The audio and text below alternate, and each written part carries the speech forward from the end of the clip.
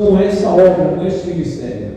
Estamos localizados aqui na rua Raquel Schoff, Avenida Raquel Schoff, 7617. Para você que vai ouvir essa palavra, que você possa também estar, se tiver ardendo no teu coração o desejo de nos conhecer, estamos aqui para te receber e deliberar sobre a tua vida o que o Espírito Santo direcionar. A igreja que está presente, eu peço que abra em Gênesis capítulo 3. Gênesis capítulo 3, eu quero ler dos versículos 14 a 19, peço que todos se coloquem de pé em reverência à palavra de Deus. Aleluia. Gênesis capítulo 3, de 14 a 19, diz assim: Então o Senhor Deus disse à serpente: Porquanto fizeste isso, maldita serás, mais que toda a besta, mais que todos os animais do campo. Sobre o teu ventre andarás, e pó comerás todos os dias da tua vida. E porém inimizade entre ti e a mulher, entre a semente e a sua semente. Esta te ferirá a cabeça, e tu lhe ferirás o calcanhar. E a mulher disse: Multiplicarei grandemente a tua dor e a tua conceição.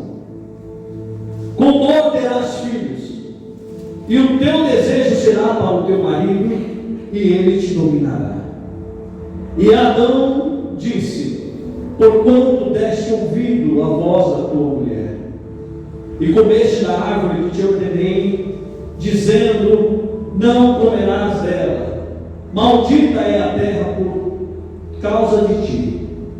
Com dor comerás dela todos os dias da tua vida.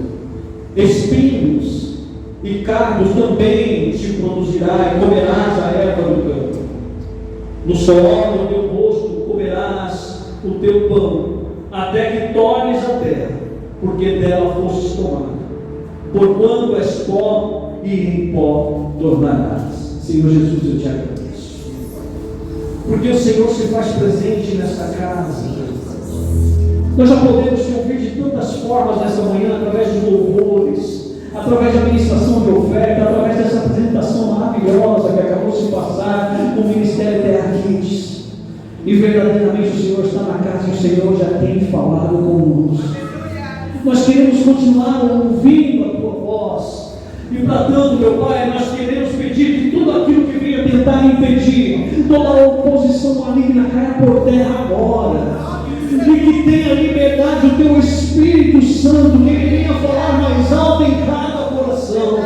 E nós possamos sair daqui, meu Deus eterno, enxergando a tua verdade, à luz da tua palavra. Meu Deus, que não haja empecilho a isso. Nos entregamos a este mover, meu Pai. E que o Senhor possa falar segundo a tua vontade, que é boa, perfeita e agradável. Graças a Deus. Você vai se sentar aplaudindo o Senhor. Aleluia. Aleluia.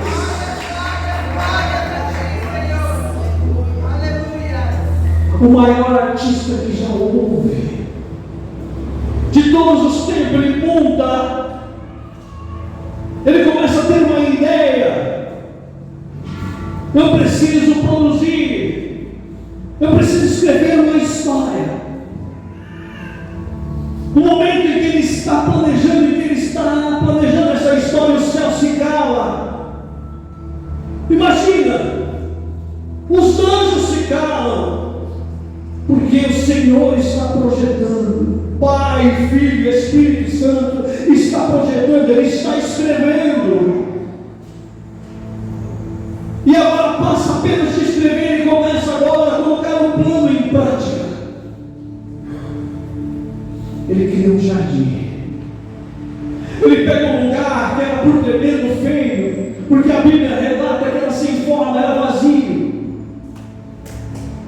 E ele começa a projetar. Os três estão trabalhando. Como você pode dizer, pastor, lá só fala que é Deus? Os três estão trabalhando porque Deus está idealizando a coisa. A palavra está presente, porque ele disse que o verbo estava presente. Em que momento? Quando ele disse haja.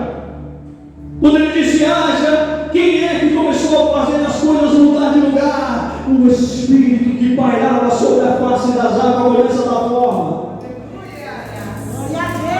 Algo lindo começa a se levantar naquele dia. As coisas estão se formando, e ao final de cada coisa formada, o próprio Deus dá testemunho, viu Deus que era bom. Aleluia. Ele prepara o cenário perfeito. Para quê? Para recepcionar a obra-prima da criação, o homem. Porque quando ele cria o homem, coloca naquele cenário lindo que ele tinha preparado, viu Deus que era muito bom. A obra-prima, a história está completa agora. Ele junta Pai, Filho e Espírito Santo e diz: façamos o homem a nossa imagem, conforme a nossa semelhança. Conseguimos fazer, colocou no jardim, pronto, está perfeito. A história mais linda Deus escreveu sobre mim e sobre você. Fez o cenário perfeito. Só que alguém que já tinha se revoltado contra o Criador em certo momento resolveu interferir nessa história linda. Ele chega até a mulher e ele diz: olha, por que vocês não comem de tal determinada árvore? Porque Deus disse que não é para comer.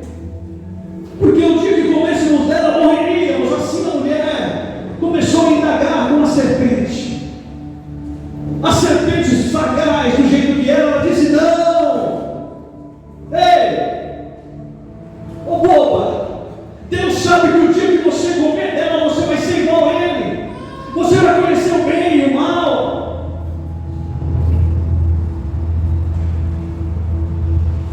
E se tem algo que eu e você corremos atrás o tempo todo, a nossa vida inteira, é de se colocar no lugar de deuses.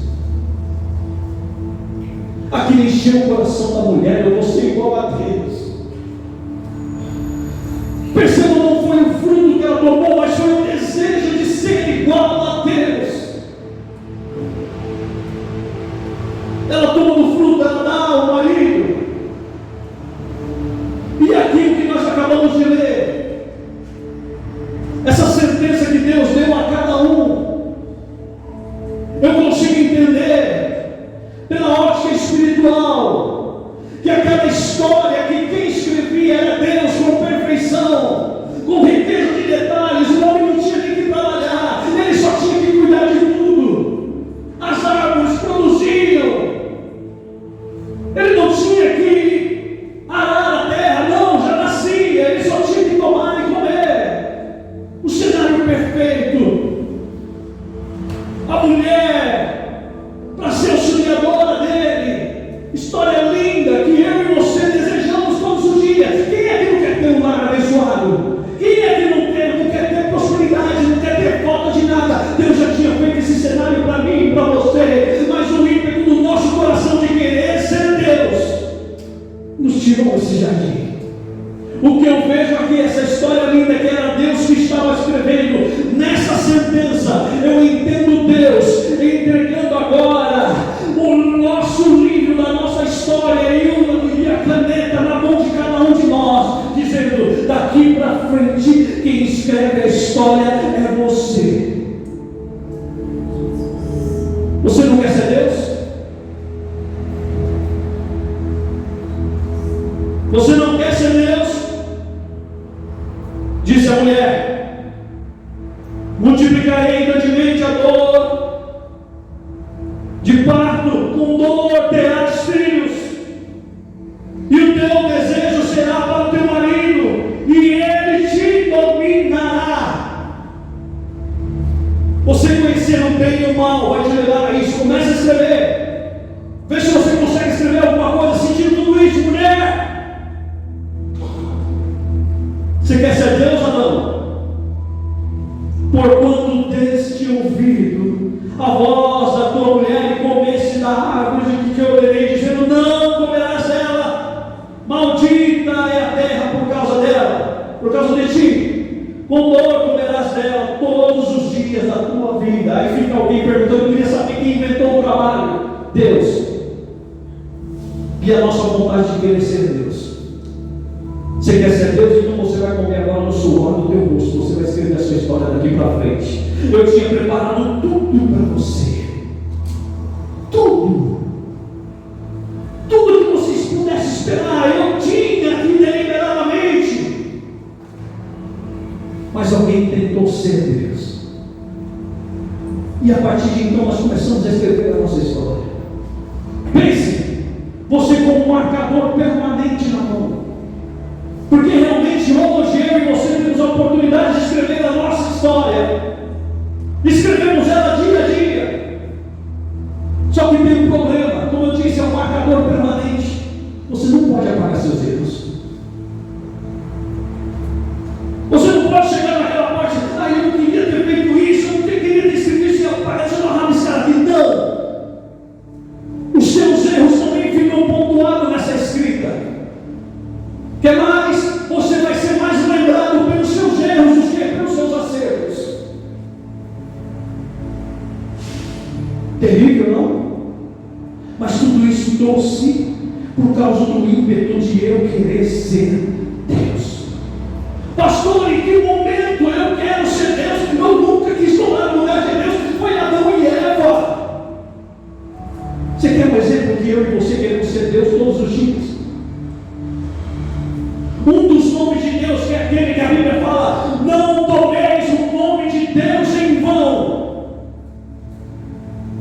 Qual é o nome de Deus? É Deus? Jeová? Não, isso são pronomes de Deus. Nós estamos falando do santíssimo nome de Deus, o impronunciável nome de Deus, revelado aqui a Moisés, o grande eu sou. Eu sou mesmo ontem, hoje serei eternamente. Eu sou. Quando que eu quero ser Deus? Quando eu digo eu faço, eu determino, eu é quem indico, eu é quem falo. O eu não te pertence. O eu não pertence a mim. Eu não determino nada, porque eu não sou eternamente, eu não sou ontem, eu sou apenas hoje limitado. Eu não sei nem daqui a pouco se eu continuarei ser limitado, querendo ser Deus, escrevendo a própria história. Mas como eu disse, nós erramos. Imagina aquele garoto pequeno, quando pega um marcador permanente, o que ele faz na parede de casa? Rabisca tudo, bagunça tudo. Mas ele vai crescendo e de repente ele vai, aquilo começa a se tornar uma vergonha para ele. Só que, como eu disse, os nossos erros que escrevemos não temos como apagar. Você vai ser mais lembrado por esses erros do que pelos seus acertos. O problema de querer ser Deus é estar com a caneta na mão escrevendo a sua história. Só que Deus nos dá uma nova oportunidade. Quando Jesus Cristo vem, morre na cruz do Calvário, Ele nos dá a oportunidade de que entreguemos de verdade agora a nossa história na mão dele, e Ele começa agora a reescrever.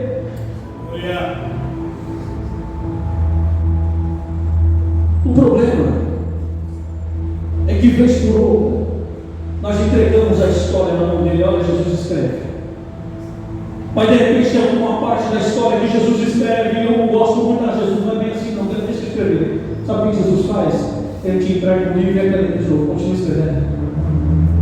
A vida é sua.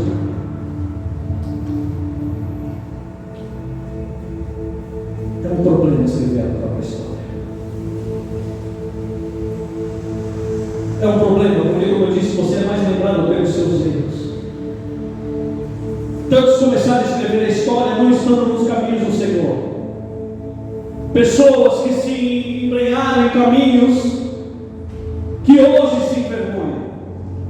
Pessoas que se envolveram no mundo do crime, no mundo dos entorpecentes, do alcoolismo, talvez até mesmo da prostituição, e que hoje realmente encontraram o caminho certo, mas como eu disse, o passado dela está sempre lá.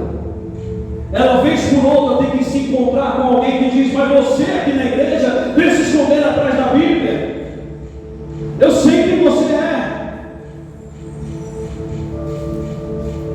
E muitos se frustram, muitos se afastam do caminho do Senhor, muitos deixam de viver a maravilhosa luz que Deus determinou para mim e para você, porque se frustram com comentários como este. Pessoas que não esquecem do seu passado. Você pode estar no caminho hoje fazendo o que realmente Deus deliberou sobre a tua vida, o que Ele sonhou para você, mas as pessoas não conseguem te ouvir, porque o teu passado fala mais alto. O teu erro que você escreveu, realmente eu escrevi, e não tem como apagar. Aí tem pessoas que se frustram, pessoas que vivem em função da opinião do outro. Aí você vai falar: mas por que você deixou de falar? Porque as pessoas estão falando. Deus me trouxe aqui até essa manhã para dizer para você: para de dar ouvido às pessoas, para de dar ouvido aos seus amigos. Ah, pastor, mas para mim é importante a opinião deles. Sabe o que vai acontecer quando você se deitar em um caixão? Você pode ter muitos amigos e realmente ele vai estar lá no teu velório, lá, se lembrando talvez com carinho do que você fez aqui na terra. Olha, fulano era, sabe, era um cara firmeza, fulano era alguém que realmente era um amigão. Só que eu te garanto que lá mesmo no velório, no teu velório, esses amigos do peito, igual você, sabe, se importa tanto com o que eles falam de você, quando chega o momento do cafezinho, eles não estão falando de coisas aleatórias, vão se esquecer de você, ali mesmo. Aleluia. Ainda no seu velório: ah, mas eu tenho minha esposa, viúva. Ah, ela vai se lembrar de você talvez por alguns meses, anos que seja, mas ela vai estar sentada depois de anos, depois de meses, sentada no sofá, rindo à toa, não vai nem se lembrar que você existiu um dia. Ou seja, a tua história não é interessante para os outros. Quando Deus te entregou uma caneta para você escrever a sua história, é para você escrever para Ele. Você está deixando de fazer porque as pessoas estão falando: ai, porque ai.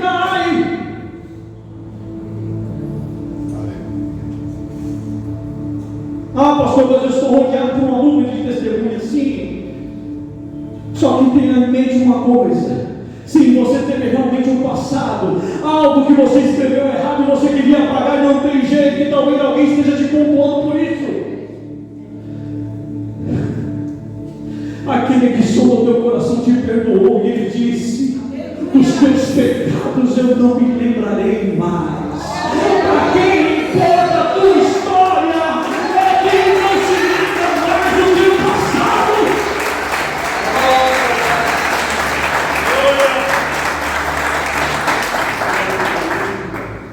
Eu não quero falar agora apenas de mim. Vamos para a Bíblia, tem exemplo bíblico disso. Tem um rapaz chamado Jeremias. Todos conhecem a história, o mais famoso profeta. Profetizou 40 anos. 40 anos profetizando, mas você não tem ideia da história deste jovem. Muitos pensam. Abra lá em Jeremias capítulo 1.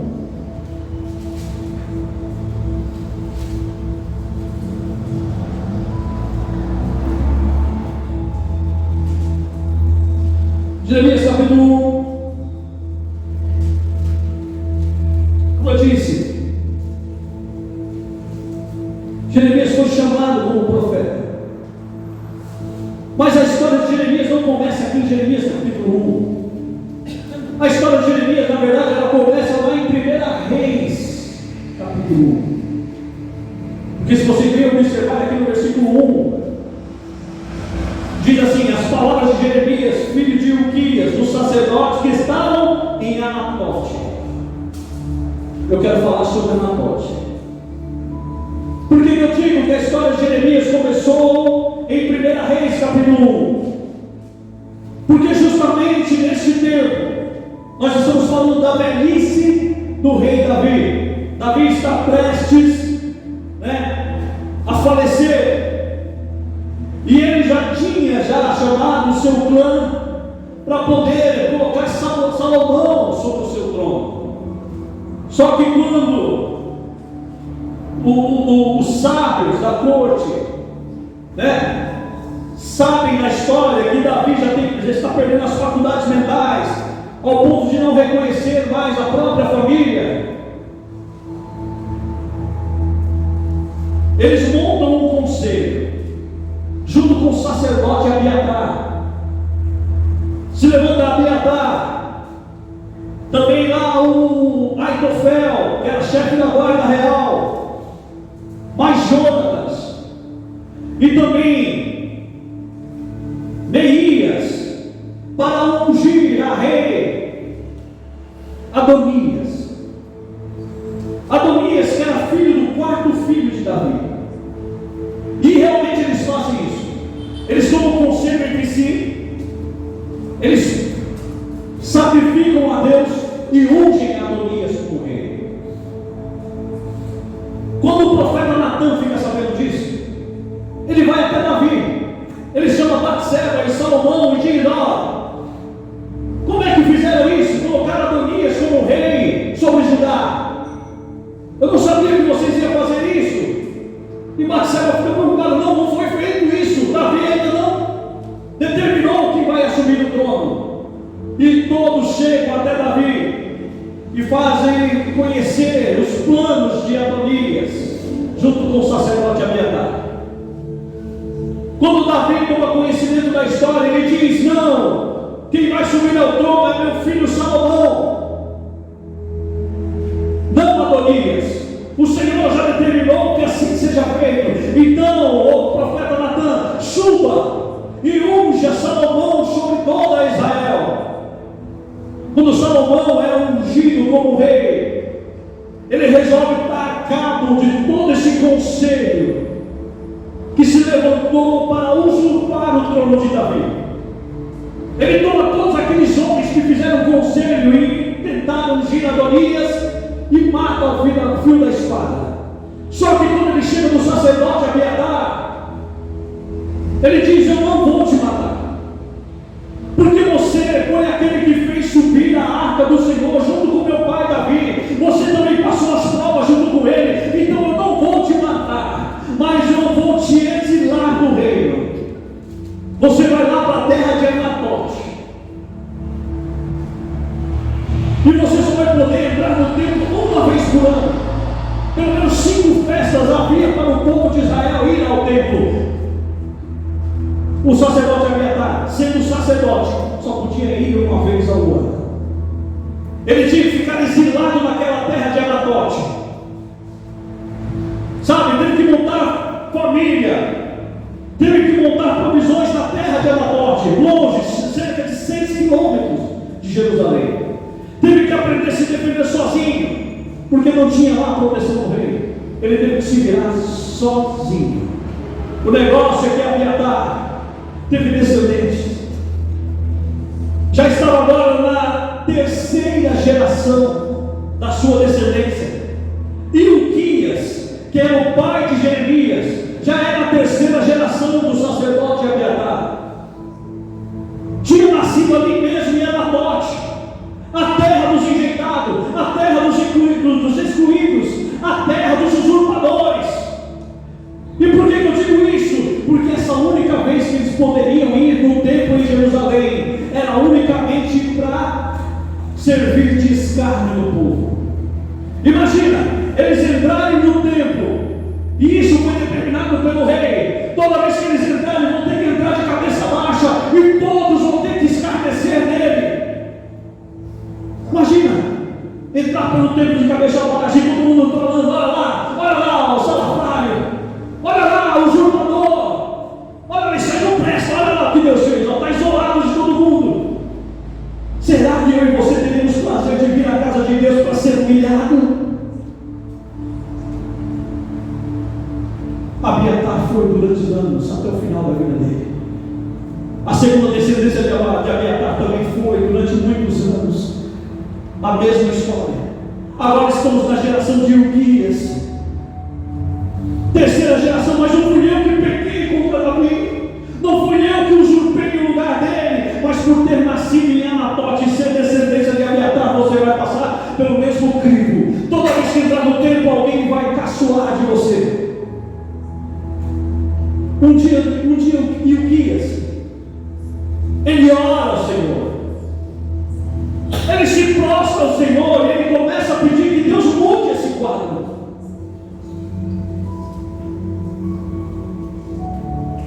E Deus lhe concede um filho que ele chama de Jeremias. Anatote, na sua tradução, quer dizer orações respondidas. Jeremias quer dizer Deus vai levantar alguém.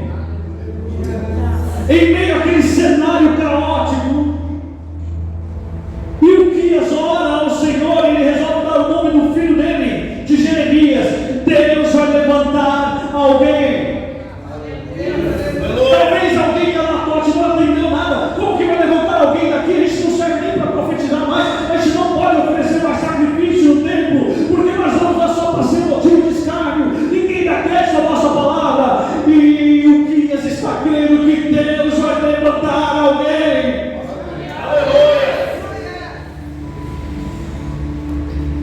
Jeremias está crescendo. Jeremias está agora com 6 anos de idade. Quando os meninos chegam a essa idade, eles têm que ir ao templo. Eles têm que passar por um crivo julgatório junto ao sumo sacerdote para ser aceito na sinagoga e ali começar a aprender a palavra. Eu imagino Ilquias chegando agora para o filho. Jeremias está contente porque é a primeira vez que ele vai no templo. E o que chegando para ele dizendo: filho, nós vamos ao templo. Mas quando chegar lá, filho, não se importa com o que os outros vão falar, não. Você vai ter que entrar de cabeça baixa, mas não se importa o que vão falar, não. 6 anos de idade, ele passa de cabeça baixa e todo mundo apontando: olha lá, safado, sem vergonha, não devia nem estar aqui. Com 12 anos, Jeremias passando, olha lá, 16 anos, olha lá, o que veio fazer aqui? Com 18 anos, ele se prepara para entrar, talvez para mais uma sessão de humilhação, desgraçadora, porque é insuportável você ser humilhado e não saber nem porquê, não tem nem conhecimento por que eu estou sendo humilhado. Aos 18 anos ele tem que entrar no templo e Deus resolve cochichar algo no ouvido dele. Versículo 4. Olha para mim, por favor, eu quero ler com vocês. Ele está pronto para entrar no templo e ser humilhado mais uma vez, de cabeça baixa. Talvez ele já tenha se acostumado com aquele momento. Eu não preciso revidar, eu tenho que me acostumar, porque a vida é essa mesmo. E Deus resolve falar no ouvido dele: a mim veio a palavra, a mim veio, pois, a palavra do Senhor dizendo: antes que eu te formasse no ventre materno, eu te conheci, e antes que saísse da madre, te consagrei, te constituí por profeta às nações. Aleluia!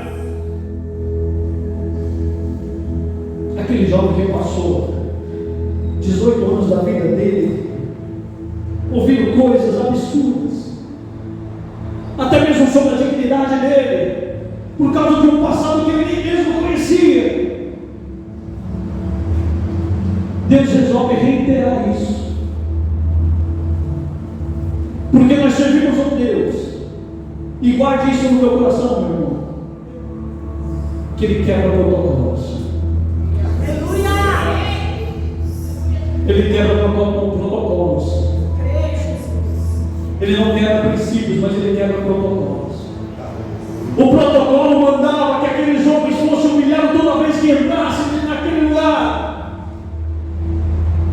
O protocolo talvez mande, ou talvez determine que a sua história não vai passar da dos seus pais. Pastor, eu vi uma ministração porque o meu pai e minha mãe se separou, eles se separaram, você não vai se separar. O que Deus está falando aqui é que eu quero essa maldição hoje. Você era maldito até hoje, mas hoje eu estou quebrando, porque eu tenho um princípio, eu te escolhi ainda no ventre. Não é o que estou falando afora, não é a opinião que tem a minha ou você. Você é um escolhido desde o ventre. Eu te chamei pelo teu nome e eu te escolhi. Aleluia.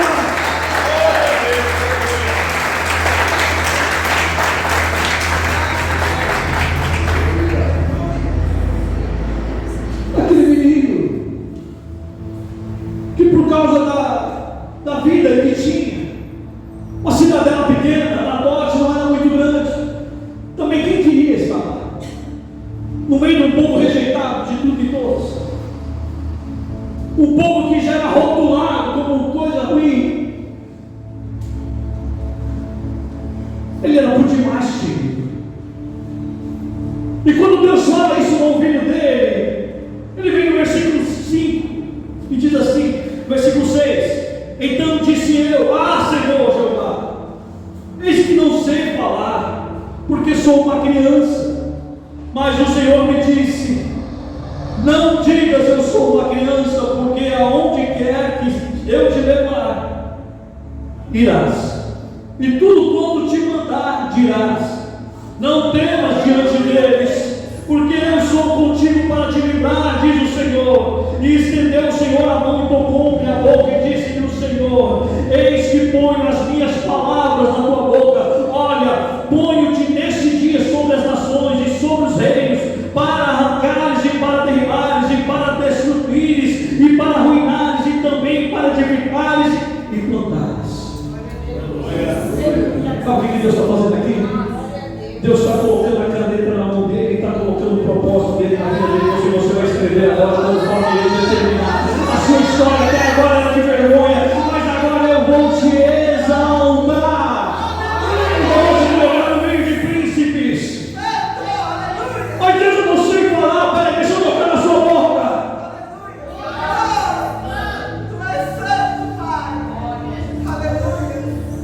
Você acha que nós pastores sabemos falar alguma coisa? Você acha que é fácil estar aqui se Ele não liderar sobre a nossa vida? Se Ele não toca na nossa vida todos os dias, a gente não abre a boca aqui para falar nada. A ousadia que Jeremias tinha, porque Deus tocou desde o ventre. Quando Jeremias entende isso, ele começa a profetizar. Eu imagino a primeira profecia dele, ele começa a falar e chamar a atenção do povo, porque era um cenário tanto quanto devastador, porque o reino do norte já tinha caído, os assírios já tinham derribado o reino do norte. Com o reino do norte caído, levando cativos todos daquela nação, o rei Nabucodonosor agora está se levantando contra Judá, o reino do sul, e era justamente onde Jeremias estava como profeta. Então, antes que Nabucodonosor se levantasse para vir também destruir o povo de Judá, Deus resolve chamar a atenção através de Jeremias, dá uma profecia chamando a atenção do povo. Chegou o momento de Jeremias se colocar na porta do templo, chamando a atenção de todos. Quando Jeremias começa a proferir palavras que ferem o ego de alguém, ou do próprio rei, ele começa a ser perseguido, porque é assim, quem resolve escrever a história, segundo Deus está ditando, é alvo de perseguição. é alvo de descrédito. Chegavam a falar para ele: mas quem é você? Olha de onde você veio. Anabote, povo amaldiçoado. Quem é você para vir falar comigo? Olha, eu tenho profetas aqui melhores que você, exemplos. Você não é. Você tem que entrar aqui de cabeça baixa, que você não é digno. O problema de você escrever a história com Deus: Jesus não enganou ninguém. Vocês serão perseguidos, entregues à morte todos os dias, enviado como ovelhas em meio a lobos. Em outro lugar, o salmista vai dizer que se não fosse a misericórdia dele, nós já teríamos sido engolidos vivos. 40 anos, Jeremias está profetizando sobre a casa de Israel. 40 anos.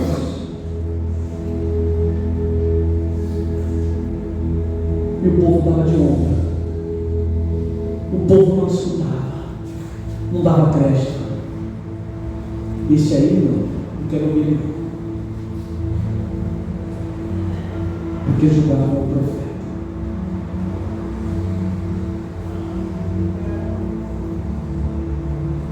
E a perseguição foi tanta. 3 reis se passaram durante 40 anos sobre a casa de Israel. E Jeremias sempre profetizando. O terceiro rei, Jeoaquim, resolve então proibir que Jeremias entre em Jerusalém. Você não vai mais entrar aqui para estar proferindo essas palavras. A todo tempo você está profetizando e nada aconteceu. Só comprova a tua origem mesmo. Não tinha que vir nada bom de lá mesmo. Está querendo falar o que agora? Proibiram de entrar. Um dia, no momento de oração, Jeremias está intercedendo pelo povo. Porque com toda a humilhação que ele passava, você pode perceber a fama dele, o profeta chorando. Por tudo que ele passava frente ao povo, as humilhações do próprio rei, dos outros sacerdotes, dos outros profetas.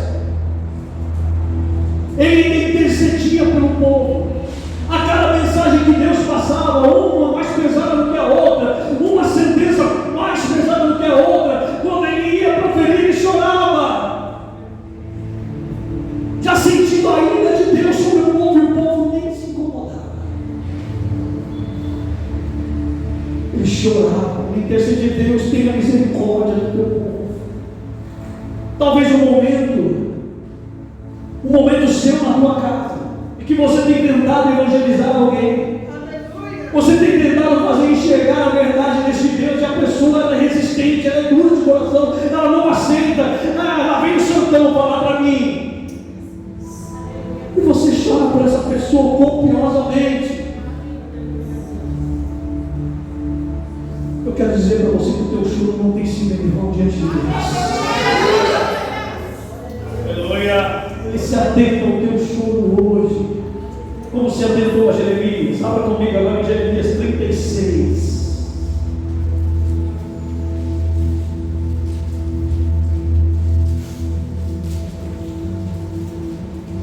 Ele está num momento de oração.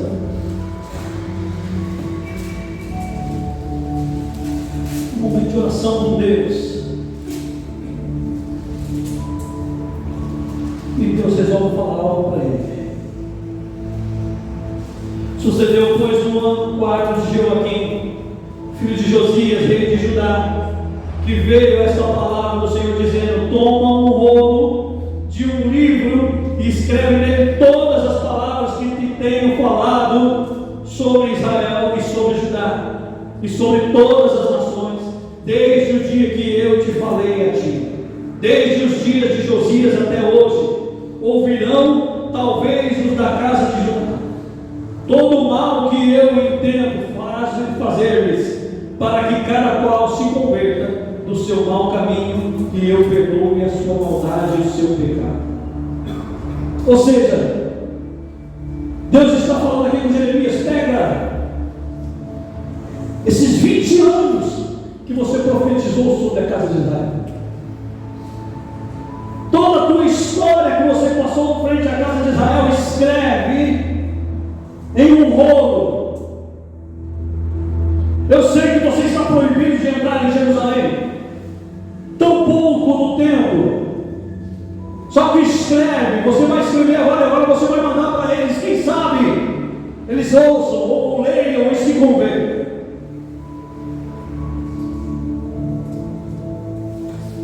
Jeremias resolve chamar Baruque, um escriba. Pede que ele escreva cada palavra. Ele começa a ditar as palavras e ele começa a escrever. E eu imagino o entusiasmo agora de Jeremias: tudo bem, eu não vou entrar lá, mas o que importa não é que eu entre, mas sim as palavras de Deus. Tem pessoas que têm prazer por estar, se não for, eu tenho que fazer pessoalmente. Não. O que importa é a palavra de Deus. Se ela não entrar na vida de alguém, não sou eu e você que vamos transformá-la. Não são as minhas palavras, mas as palavras dele. Então ele chama Baruque, ela começa a escrever, e ele está ali com um entusiasmo, ditando todas as profecias. Eu me lembro daquele dia, imagina, são 20 anos de lembrança, ele está trazendo tudo a lembrança. Olha, eu vou escrever cada uma com detalhes. Quando ele termina de escrever o rolo, ele pede que Baruque leve até a entrada do templo, aos degraus do templo. Ele começa a ler em alta voz para o povo ouvir. Está lá Baruque em alta voz, lendo todas as profecias. O povo está passando para adorar no templo, de qualquer maneira, porque assim estava acontecendo naqueles anos. Só que alguém resolveu parar para ouvir. No versículo 11 está escrito assim: e ouvindo Miqueias, filho de Gemarias, filho de Safã, todas as palavras do Senhor naquele livro, desceu à casa do rei, à câmara do escriba, e eis que todos os príncipes estavam ali assentados: Elisama, o escriba, e Delaías, filho de Semaías, e Eumatã, filho de Aquibor, e Gemarias, filho de Zafã, e Zedequias, filho de Ananias, e todos os outros príncipes. Eles pararam para ouvir aquilo. E quando tinha alguém passando com a mesma indiferença de sempre, alguém resolveu parar e ouvir. Mas que palavras são essas? Isso me demora para mim e para você. O que você faz aqui dentro não passa em branco. Alguém está ouvindo. Talvez você fala: pastor, há todo tempo eu estou fazendo. Ninguém liga, ninguém nem se dá conta. Alguém está sendo ministrado nessa casa. Quando eles ouvem as palavras, eles levam ao sumo sacerdote. Olha, alguém tem que dar crédito a essa palavra, porque é concernente a nós. Deus está falando diretamente a nós.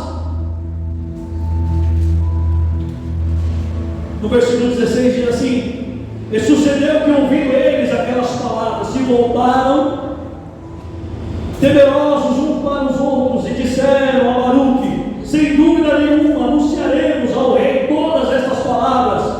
Perguntaram a Baruque, dizendo: declara-nos agora como escrevesse na boca todas essas palavras. E Baruque teve que dizer: não fui eu, fui Jeremias. São as mesmas palavras que Jeremias falou durante 20 anos e ninguém ouviu.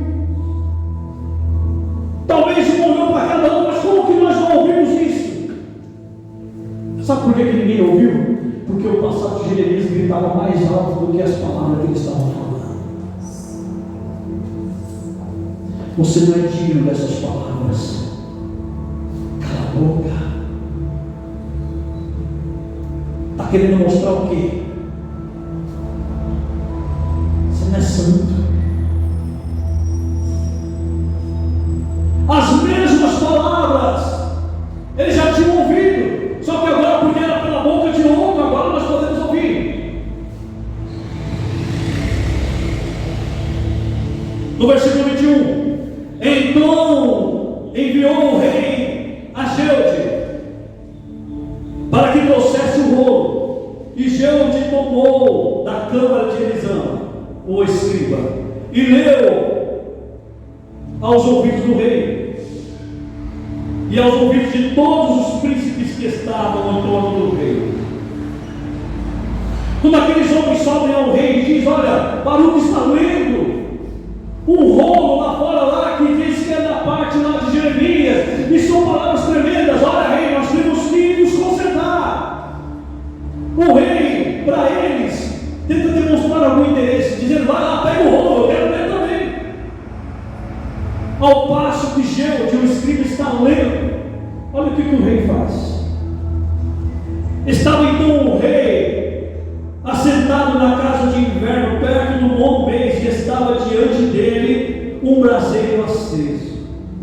E sucedeu que, tendo Geude lido 3 ou 4 folhas, cortou o rei com um canivete de escrivão e lançou-o ao fogo que havia no braseiro, até que todo o rolo se consumiu no fogo e estava sobre o braseiro. E não temeram nem rasgaram suas vestes. O rei e todos os seus servos ouviram todas aquelas palavras. Quando o rei tomou conhecimento que as palavras do rolo vinham de Jeremias, ele fez pouco caso. Eu sou rasgado. Talvez o que alguém tem feito comigo e com você tem tentado rasgar a história. Você não é digno de falar nada. O teu passado te condena.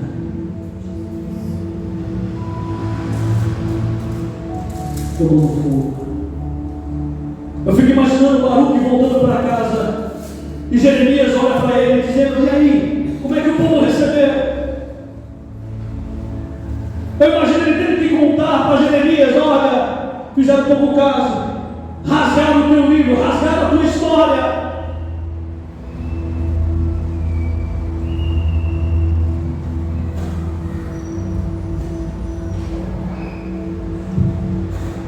Deus,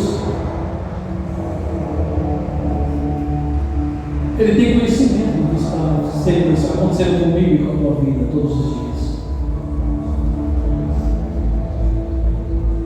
Jeremias, aquela empolgação que ele estava de passar a mensagem mais uma vez, talvez agora estava frustrada. Talvez de forma decadente agora, Jeremias até diz: não vou falar mais com esse povo. Não adianta, Deus, está vendo? Falei durante 20 anos. O pessoal não quis saber. O Senhor mandou escrever de novo para ver se alguém se arrependia. Eu escrevi, eles fizeram por causa, ainda rasgaram o livro. Para mim acabou, Deus.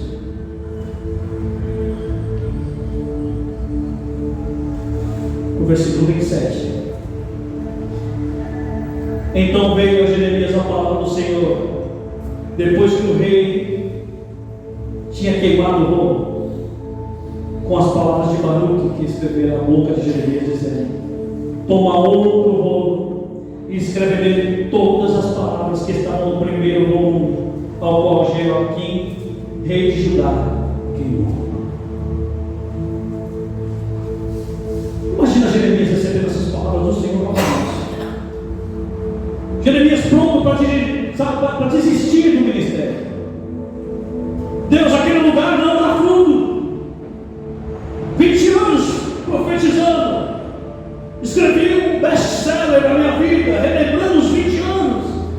Eles queimaram, agora o Senhor me manda escrever de novo as mesmas palavras. Talvez se você e você, Deus, está de brincadeira. Eu vou lá para ser renegado mais uma vez. Talvez Deus tenha olhado para Jeremias e perguntado a ele: você sabe o que quer dizer o teu nome? Deus vai levantar alguém. Deus vai levantar alguém com uma nova história para contar. Jeremias, você vai escrever um rolo de novo, só que agora você vai apresentar essas páginas. Algo novo que eu vou direcionar e esse povo vai se arrepender.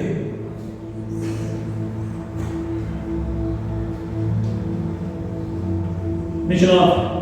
E Jeoaquim, rei de Judá, dirás assim: diz o Senhor, tu queimaste este rolo, dizendo: porque escreveste nele do Senhor certamente virá o rei da Babilônia e destruirá esta terra, e fará cessar nela homens e animais. Portanto, assim diz o Senhor acerca de Joaquim, rei de Judá: não terá quem se assente no seu trono, no trono de Davi, e será lançado o seu cadáver ao calor do dia e à geada da noite. E visitarei sobre ele e sobre a sua semente e sobre os seus servos a sua iniquidade, e trarei sobre ele e sobre os moradores de Jerusalém e sobre os homens de Judá todo aquele mal que lhes tenho falado sem que me ouviste. Deus só estava relembrando as profecias através dos Escritos. Agora Deus falou assim: eu vou enviar uma nova sentença. E quando ele fala isso, não demorou muito. Nabucodonosor subiu e destruiu tudo, matou o rei Joaquim ao fio da espada, e assim ficou o corpo dele, abandonado ao relento. O problema de duvidar da minha e da sua história, da história que estamos escrevendo, é uma coisa: nós somos passivos de erro. Como eu falei, por vezes nós vamos ser mais lembrados pelos nossos erros do que pelos nossos acertos. Sim. O problema não é ser julgado pela sua história de vida. O problema é você julgar as palavras de Deus por causa da sua história de vida. Alguém vir julgar as palavras que Deus tem colocado no teu coração por causa da sua história de vida. Esses homens julgaram a história de vida de Jeremias: eu não vou te ouvir. E olha o final deles. Como eu disse, a você que tem a sua história julgada, você não deve satisfação a ninguém. A história que eu e você estamos escrevendo é para Deus. E aqueles que julgam as palavras que Deus tem colocado na sua boca por causa da sua história de vida, a conta deles também é com Deus. O final de Joaquim não foi fácil. Ele teve que assistir todo o seu reino cair. Ele teve que ser abandonado ao relento. Um rei era digno de todas as honrarias na sua morte. Ele foi abandonado ao relento, porque não reconheceu Deus na vida de alguém. Uma coisa é você mexer com alguém comum, alguém aleatório. Outra coisa é você mexer com o escolhido